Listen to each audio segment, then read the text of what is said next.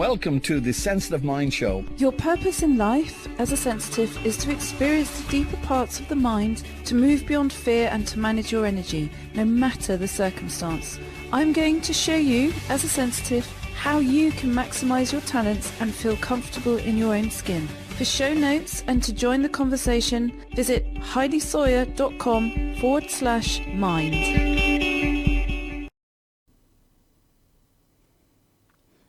Hello there, welcome to the Sensitive Mind Show. What's your dilemma? I believe in fairness.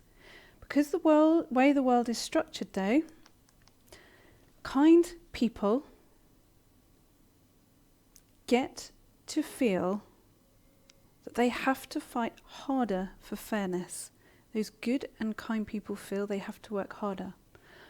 My job is to give good and kind people the tools and perspective to help them achieve the fairness in their lives that they are looking for.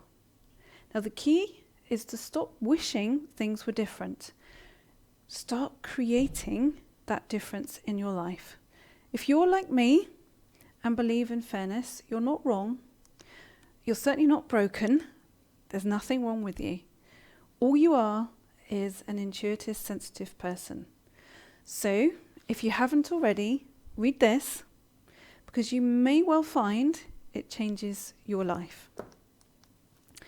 I'm Heidi Sawyer, and I have 3 dilemmas for you today. The first one is Willa, who is feeling trapped at work, and each of these dilemmas may be absolutely key and very relevant to your life right now, or one of them may be, or you may know someone going through a situation that's similar, or you may have been through one yourself, or you're trying to work through it in your life right now.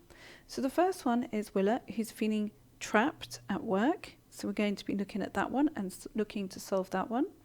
The second one is, it sounds like an incredibly similar name, which is Wilma, who is stuck in the middle of 2 grieving women who are grieving over the same person. And the third dilemma is Ella.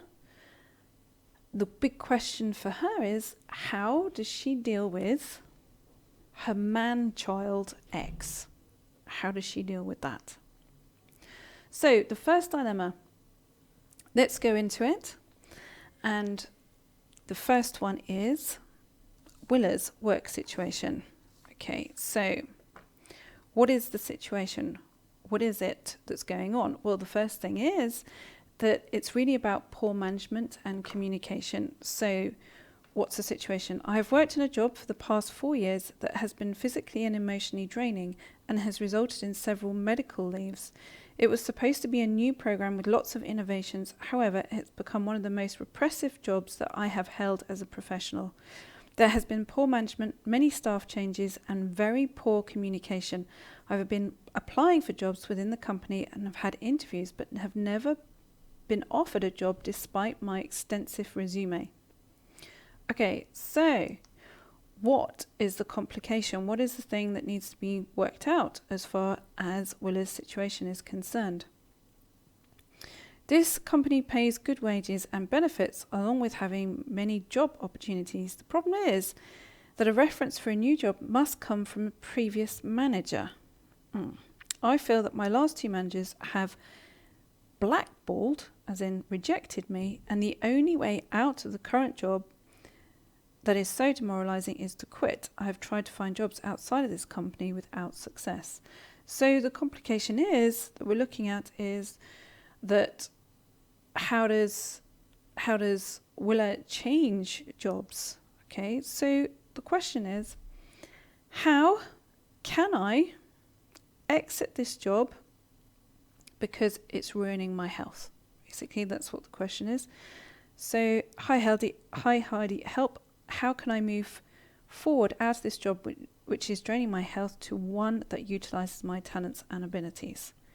Okay, so we're looking at these questions. Now, each question is a real question. It's a real thing in someone's life. These are questions that have been sent in to the Sensitive Mind Show in order for me to answer. So these are absolutely 100% questions that people are asking, and they're using their words to answer those particular questions.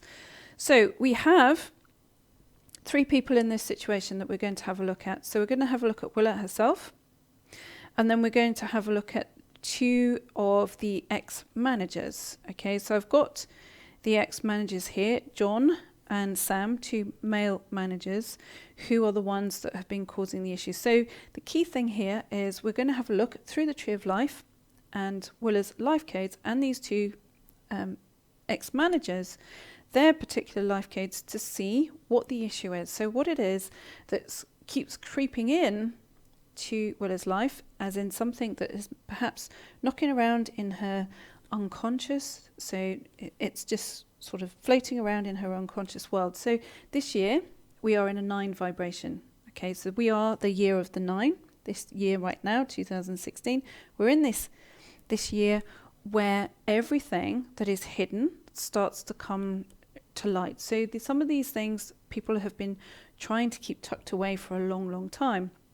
Now, for intuitive sensitives, this is a perfect time, absolutely brilliant time to be able to have a look at these. So Willa is asking this question at a really good time in her life because it's about entering that time of transition and the possibilities of big change. Okay, so the question is, how can I move forward out of this job which is draining my health to one that utilises my talents and abilities? Well, in order to be able to answer that question, we need to look at what the issue is, what the problem is. Okay, so what do we have? Well, Willa is a life code 8, so we're going to use this little character here as Willa. So we're going to put her there as a life code 8. And we're going to have John, who is the first character. So he is a life code 4, which is here. And I've chosen this particular character for him because from what I am looking at straight away, is he feels to me that he tries to look to see that he's a reasonable person and give very much that impression. So he will seek to hide elements of things that his own insecurities through being Mr. Reasonable, which sometimes people do. And then the other character, so the other manager that we're going to look at is Sam, and we're going to use this particular character because his whole perception to me feels really quite inflated. So he likes to be the big character, he likes to be the big peacock, the one who really likes to be seen, to be important. Okay, so Sam is a life code 3. So we're going to use these as these dynamics. Now, what I do is, in order to be able to match these, so we're going to look at the different characters and the dynamics as each individual, but I'm also going to use the archetypes as a ways and means of understanding their particular situation. So in the present moment, so we're looking at how can Willa seek to change her life out of this work environment where she feels trapped into something new where she feels appreciated. But in order to do that, we need to look at what the main issue is as to how these other 2 characters, who happen to be male, may feature as something of relevance, how they have interrupted her ability to change roles within her particular organisation, which will highlight something within what's going on for Willa for her to look at as far as her unconscious mind is concerned, for her to be able to look at, address, bring to the fore, and then hopefully find a much easier place to move on to, so her work no longer destroys her health through stress. Okay, so the archetypes that I use what are the archetypes? The archetypes are based on Jungian psychology, and it's a way of looking at our unconscious characters. So we also have our personality, our character that is part of our everyday world, and then we have something that is a little more unconscious. So it's sort of tucked to the background, but it gives a lot of information about different dilemmas and different situations. So these are the ones that I'm going to use. Now I have a huge stack of them right here. I mix several decks together.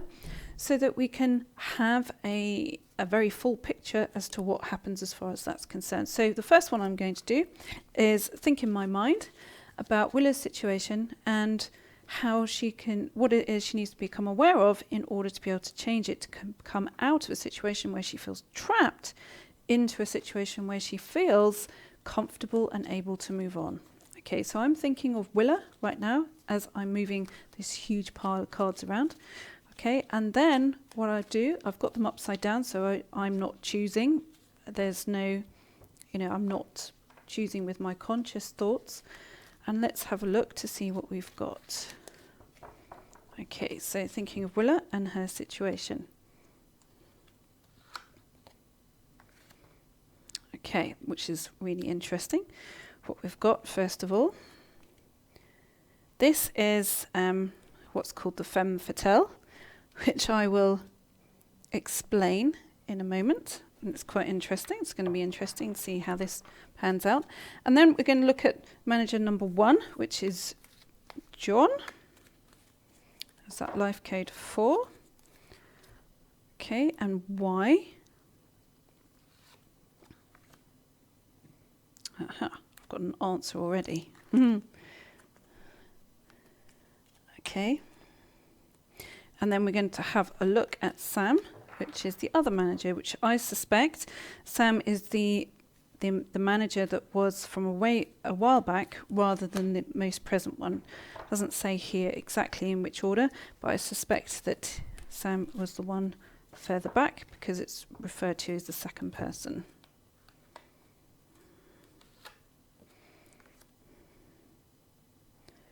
Okay, now this is really interesting. So the real dilemma, what's the real situation?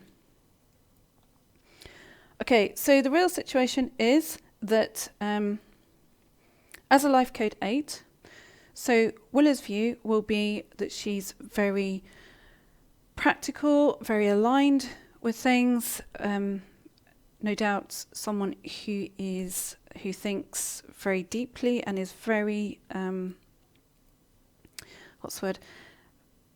very conscious of her work and her work ethics, because life code 8s are very structured, they are very practical, and they like to do things properly. They like to be very set and organised as far as that's concerned. Now, I suspect the very last thing that Willa would ever see herself is the femme fatale, which is the femme fatale in terms of the archetypes is someone who, well, the femme fatale, someone who flirts, who's seen as being someone who is attractive and to a certain degree, and certainly in the light of these two other characters, these two male characters, is seen as someone who isn't wholly capable and needs the guidance of a man. Okay, now that is how this is shown as far as this is concerned. Now, the first first boss, blackboard boss, we have is John, who's a life code 4. Now, life code 4s are about their expression and being loved in this world. It's number 4. So therefore, in this particular situation, he will be looking to being approved of, to be seen as correct, to be liked. Okay, so in Willa's situation with the alchemist, he has the alchemist here, because we are looking specifically at this dilemma in her situation. The alchemist says that he thinks that he has a right to oversee her ability at work, as in he has the key to whether she can be seen or unseen, which is the alchemist, because the alchemist changes something from rubbish into gold. Okay, so in this particular situation, how this is interpreted is he holds the key as to whether her situation is rubbish or turned to gold. Okay, so the suspicion that this manager has got some input as far as that's concerned is correct. I would say it is most likely that she is correct as far as that's concerned. But he likes to be seen as the good guy. If confronted, he would say, I don't think so. Nothing to do with me. I think you're being a little bit overreactive as far as this is concerned, which is for most people, you can get away with that, but as an intuitive sensitive, you can feel what's going on under the surface, and that creates an instant dilemma as far as you're concerned, and an instant frustration, because you can feel the real reason or the real thing that's trundling along underneath, whereas everybody else may not even notice. Why? Because you have that sensitized nervous system. Now, the other manager, Sam, who's this life code 3, now, he feels to me, as I said earlier, he feels really quite inflated. He likes to see himself as important. He likes to feel that he is important. Now, that may well be because he is, as a life code, a male as a life code 3, which is about the female energy. It is about life code 3 in terms of the female energy is about being very patient, about being very decent about things, trying to be very decent about things. But for a male, sometimes the life code, as a life code 3, that can be something that they wish to hide, okay, because they don't feel it's very male. Hence the reason that I would suspect that this is a possibility, as in the puffed upness. So what does he have in this position? Well, he has the advocate. Okay, now the advocate is the peacemaker. So again, this chap would be looking at, well, actually, I just tried to make this situation for Willa really quite peaceful, and does she really feel that she's that capable of this other position that she's going for? So what's going on in Willa's unconscious world is she has two men who are projecting onto her that, is she capable enough? Is she capable enough, because her energy is giving off this femme fatale, I'm this little woman who can't do enough to be right, that's going on as an undertone underneath. Okay, but what Willa gives off on the top part is, actually, I'm deeply practical, extremely capable, and now becoming very, very frustrated. So what does she need to do? Or what she needs to do is this has got nothing to do with these two characters. Okay? What is happening is they are reflecting something that is tripping around in Willa's unconscious, and it is to do with, I'm not good enough because I'm female. Now, this isn't going to be tripping around in every woman's unconscious world at all, but it happens to be, in terms of answering this dilemma, what is coming up to be resolved. Now, how does Willa solve that? Well, she needs to bring that up into her own mind.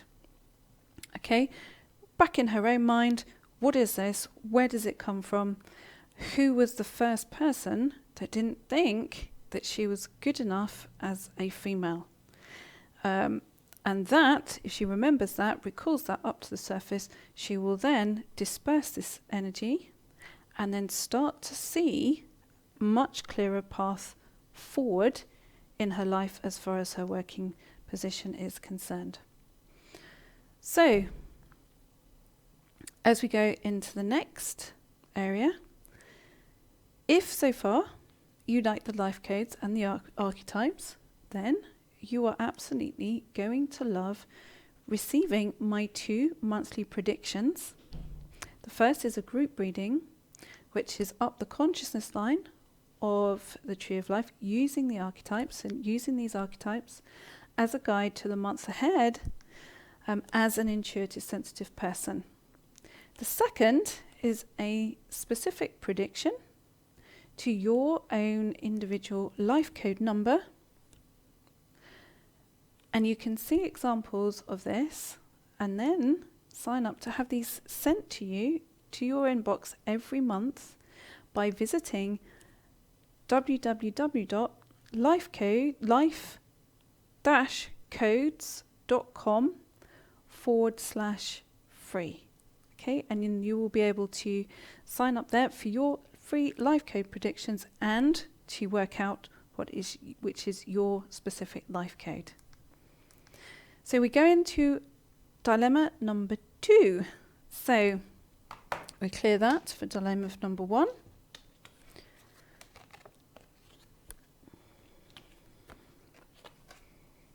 and we move into dilemma number 2. Okay, so as we move into dilemma number 2, let's have a look. So mix those back in because they may well come out again, those particular ones. So dilemma number 2. Now we have Wilma, it's different to Willa, it's quite similar. Now Wilma is stuck in a situation in the middle of 2 women who are grieving over the same person, over the same man. Okay, so here we go. Alison recently lost her husband, a sad time for everyone. Alison has been controlling, secretive, and short with family and has serious issues with Francis, and it's getting worse. I want to be there for Alison at this difficult time, and Francis too. I don't have any issues with Francis and I feel her pain. Alison is not happy that Francis is keeping in touch. Awkward being in the middle and finding it difficult. I don't know how to navigate to help both parties. Now, as an intuitive sensitive, absolutely you're going to have this dilemma going on in your life, which is where do my, not so much where do my loyalties lie, but if I can feel an empathic connection to 2 people, how, and one is putting pressure on me to separate from another, I'm going to find that very difficult. So you're going to find that really difficult to do, or to be able to work out where your loyalties are supposed to lie, whereas what your heart is saying to you. Okay, so what is the complication? Well, the complication is simply that one hates the other. So Alison really doesn't like Francis. Okay, so Alison despises Francis and has done for many years. It's got worse recently. They are both grieving. Francis has been in contact with me as an extension to family. Alison warned me about Francis being so nice. I can't understand what Alison's problem is. Difficult being Alison's sister because of loyalty and support, and a friend to Francis who is also grieving. Okay, so the question is, how can I help when they contact me without hurting one or ignoring the other? Okay, so that's a big old question to answer. Okay, so what we have is we have Wilma, who is who's the person stuck in the middle, who's a life code 2. I'm going to have this as that particular character because quite sort of wanting to be helpful to both. So this is quite a helpful kind of looking character. And then we're going to have Alison as Alison, who's a life code 8. Okay, so it's in a different scenario. So Alison is the widow. Okay, so we have Wilma. Alison is the widow, who is Wilma's sister, and she is a life code 8. Now, funnily enough, had 2 life code 8 situations. Now, I'm going to put her as this character, which looks like a sulky teenager, because the energy and the behaviour of Alison right now is like a sulky teenager feeling that they're not getting their own way. That's how, we're just using that as a caricature, as a ways and means of describing something. And then the third character we're going to have as Francis, who is a life code 3. Interesting. So we've had already a life code 8, and we're having another life code 3. And I'm going to use this particular character, which is someone with a female with tape over her mouth, because it's about Francis feeling that she has to be cautious in keeping her mouth shut, or keeping her views, or being very cautious about what comes out of her mouth. Now, Francis is the grieving mother, and Alison is the grieving wife. Okay, so the person that died was Alison's husband and Francis's son. Okay, so we have daughter-in-law Alison, mother-in-law Francis, and Wilma is Alison's sister. Okay, so she's related to Alison, she's not to Francis. Okay, so the question is, how can I help when they contact me without hurting one or the other, ignoring one, because Wilma feels that she has actually a loyalty to both. Okay, so let's have a look. So let's have a look at the energy of this situation as far as Wilma is concerned. So I'm thinking with Wilma in my mind as far as resolving this situation. So let's have a look what we get. Okay, so that's interesting. So for hers, we have the detective, which I'll explain in a moment.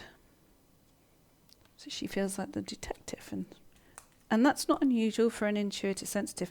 You feel like you have to get to the bottom of something to figure something out in order to be able to let something go. That's not unusual for an intuitive sensitive. Okay, so Alison, the grieving wife. Let's have a look for Alison. Okay, interesting. So the first thing that comes out is the victim as far as Alison is concerned. And then we're going to have a look at Francis, who is the grieving mother-in-law. Okay, oh, this is interesting. Okay, so actually I'm going to pick two for Francis to see what this first one means. She's got God and the servant. Okay, right, so how does she solve this situation? Okay, so Wilma needs to feel that she needs to solve this situation because she needs to get to the bottom of things. She's a life code 2.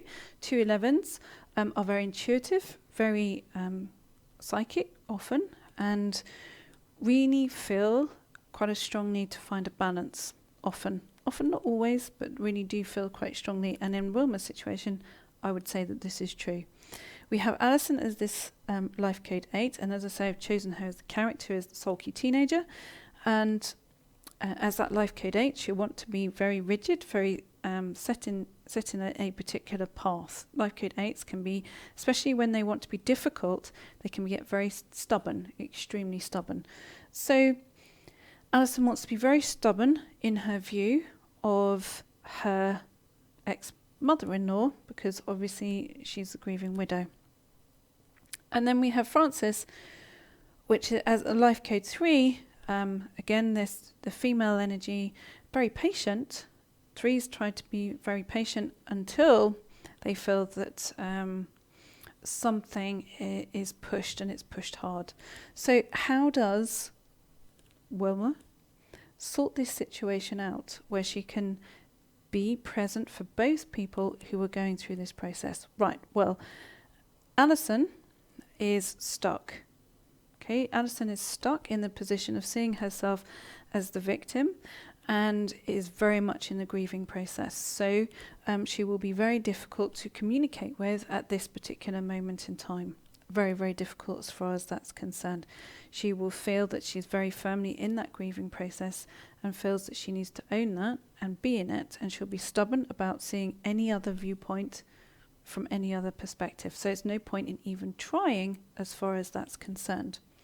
Now, Francis, who feels she needs to be cautious about what she says, I suspect that there has been times when she has said things to Alison over the course of the marriage to her son that were upsetting and hurtful as far as Alison was concerned, or Alison interpreted them as that, and so has therefore expanded that in her mind, in her ways and means of which grief often does, is try and make people separate from their environment and isolate themselves. Now, as far as Francis is concerned, with the God archetype, she feels that she has every right to grieve, which is absolutely true, because she is the person who died's mother. But she also wants to be helpful, so she's got the servant here as well. So she's trying to be helpful, but isn't feeling that it's received in any way. So she's trying to grieve in a more consistent way than Alison is able to at the moment. So my suggestion, in order to solve this dilemma for Wilma, because it's not about creating division and separation, it is, I would say, about giving clear boundaries as far as that is concerned. And I would suggest, because she's a detective needing to get to the bottom of things, she's not going to leave that alone. I would suggest that what she does is very clear communication with both of them, which is to say to Alison, I love you dearly, but I am communicating with Francis because I choose to, and I'm not getting in the middle of any squabbling. And that she says to Francis, I am communicating with you because I choose to, but I'm not going to talk about my sister as far as this is concerned. And so what she's then doing is stating, I love you both, I'm communicating with you both, but I'm not getting involved with your individual squabble. And if she sticks to that, I would say it's likely that Alison will find her way out of this deep victim vibration. Let's just have a quick look to see whether how that will pan out. Let's have a little look. Okay, so what she needs to be aware of in saying that, which I kind of suspected this would come up, we've got the Hermit, is in that coming up, Alison will choose to withdraw. She will go into withdrawal, but for Wilma not to panic over that, because it may well be part of Alison's grieving process. But what it does is it keeps the energy clean, and most importantly, it keeps it very fair. So what we've learnt from this particular scenario is, again, this is all about very much to do with fairness, even when it's difficult, and not being forced to take sides. So if you like live events like this, then you're going to love joining me every month for my monthly live masterclass, where we dive into a deep subject, single topic, and such as creating a strong connection between the mind and body, and how to give and receive accurate readings, or things like overcoming codependence or how to master the self, to name but a few, all specifically for you as an intuitive, sensitive person. So if you want to be notified, these are free events. If you want to be notified when these are available, be sure to register your email address at life-codes.com/free and I. Sorry, I've given that incorrectly. Address at life-codes.com/free, and then I will send you an invitation to each event. So now we move on to dilemma number 3. Okay. So we clear these. And yes, I put them back into the mix. Okay, and in case they should come up again.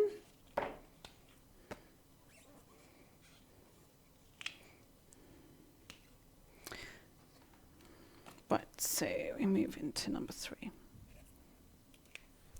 Okay, so what we have is a relationship dilemma. Okay, so now we are looking at Ella's situation, where she's trying to deal with her ex-partner, who is, as I would describe, as a man-child, based purely on the description that she's given here. Okay, so we have 3 characters, for which I'll explain the situation. So the situation is, there's a massive entanglement with my baby's father. I feel so let down and hurt by him, especially throughout my pregnancy and also when recovering from giving birth, that my anger and sadness drove me into complete burnout, considering I'm a sleep-deprived nursing mum. We still live together, but he'll hopefully find an apartment soon because this situation is unbearable. I can't breathe. Okay, so very uncomfortable situation. So what is the problem the situation creates? So what's the problem that's happening as far as Ella's life is concerned? Well, she says, I believe he is a narcissist, but is he? And I've been allowing him for far too long to overstep my boundaries. I'm so unhappy, hurt, angry, grieving, and yet I think I still love him. And I'm afraid that I'll regret one day having ended this relationship. What a dilemma. Yes, not surprising. So the question is, am I doing the right thing? How can I overcome my depleting anger and hurt? And what does the future hold for us as a family? Okay, so situation is Ella, relationship, ex-relationship, difficult ex, or should he be my ex, and a newborn baby. Okay, so the characters that we have is an Ella is a life code 6. So we're going to put her here. We're going to have this kind of light character who probably went into the relationship with quite a, not a viewpoint of deciding who or what he was, just kind of light and quite kind of clear as far as that's concerned. Now, I didn't call him this. This is Ella's view of what his name is, Mr. Universe. Okay, so the ex-partner, or soon-to-be ex-partner, Mr. Universe. So we're going to put him here as, again, someone who's quite inflated, a life code 6. And then Ella's also her description of her baby, who she's given the name Sweetheart to. Okay, so Sweetheart is a life code 7 and is a baby. So I don't have a picture of a baby, but it's a he. So I've given him this particular character because he just wants to kind of make his way into the world. He just wants a safe place to kind of feel that he's moving into. Okay, so the dilemma is, and I would say when she's calling him Mr. Universe, is he a narcissist? The immediate feel, as far as he's concerned, is that he's a man-child. Okay, so Mr. Universe is a man-child, meaning that his emotional self has got stuck somewhere. Okay, it's got stuck at a certain age spot. So in having a baby, feeling that somebody else has come into Ella's life who's more important than him is really rattling him and making him upset. So it's almost as though she's got 2 children to deal with. One who's a very bad-tempered, centre of attention, kind of out of control 10-year-old, and the other one, which is a sweet, innocent baby who's just trying to make their way in the world. And so it's a conflict between those 2 people for Ella's attention. That's how I would look at it. That's how it feels to me. So how does Ella feel more comfortable with her decision to ask Mr. Universe to leave the situation, either to go think about things or whether it is a permanent decision? So let's have a look as to what that is. So I'm thinking of Ella, first of all, to see how she resolves this situation. Both are life codes 6s, so it's like a clash. It will be a clash. And it's life code 6 is about the soul. So it's about what is this that's reflecting in a person's life. Well, the soul is very much about how we see purpose. Okay, so this relationship will have a purpose to it. Okay, so maybe we need to look at more of what's the purpose to it. What is the learning as far as Ella is concerned?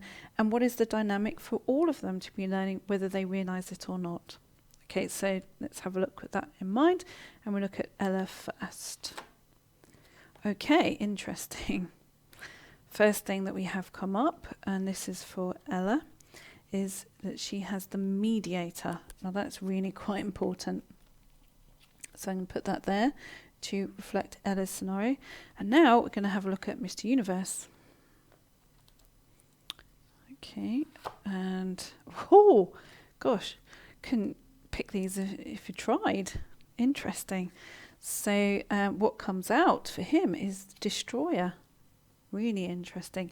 I have absolutely no influence over these. These are turned upside down, just to show you how they are.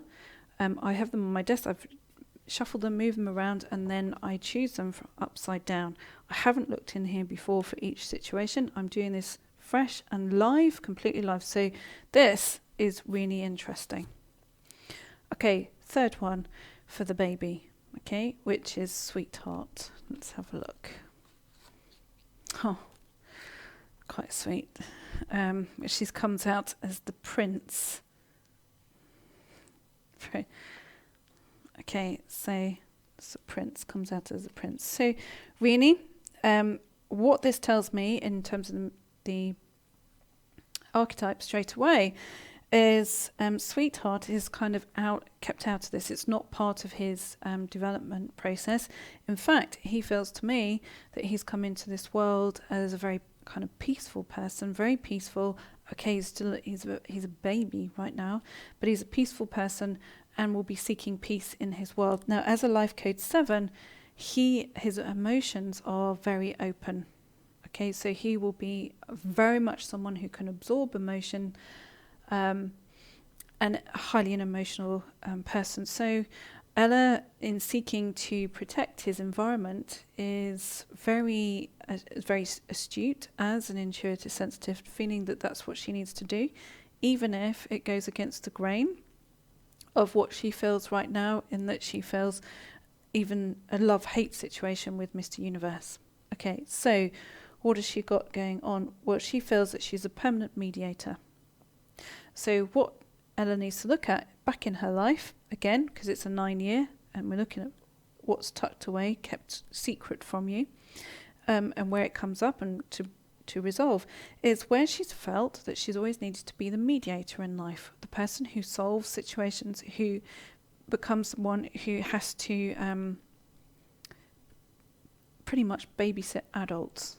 So that will come from something previous to Mr. Universe, to her relationship with Mr. Universe, but will be the prime reason why she would have been attracted to this particular type of character.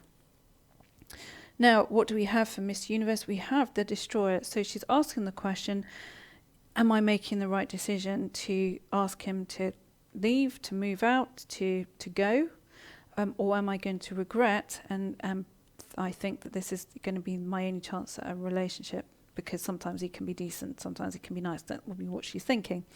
Well, this pretty much says categorically, and I wouldn't say this unless it was really clear, but you can see that we've got the Destroyer here. So it's very clear that she's made the right decision in asking him to leave that particular situation, because his path at the moment is highly destructive. Okay, so it will be a continuation of destroying situations rather than building them, and that her feeling towards Sweetheart is that she needs, that her growing desire as a mother is to protect him over and above what Mr. Universe needs or wants in his life right now. And she's questioning, am I doing the right thing? Absolutely, she is doing the right thing in what we are seeing here, because he will continue to be highly destructive. So just to round that off, let's pick one more just to have a look at 9 moving forward for the rest of the year, as to how Ella can perhaps, what she needs to be aware of, or what she can do to feel calmer and feel more comfortable with her dynamic moving forward. So again, I'm thinking of Ella. Okay, so what we have is the Pioneer, which is really interesting. So I'm going to put that there to reflect her life moving forward. So I suspect that this has, with the Pioneer coming up, I suspect that this pattern has been something that has been alive in her family in the past.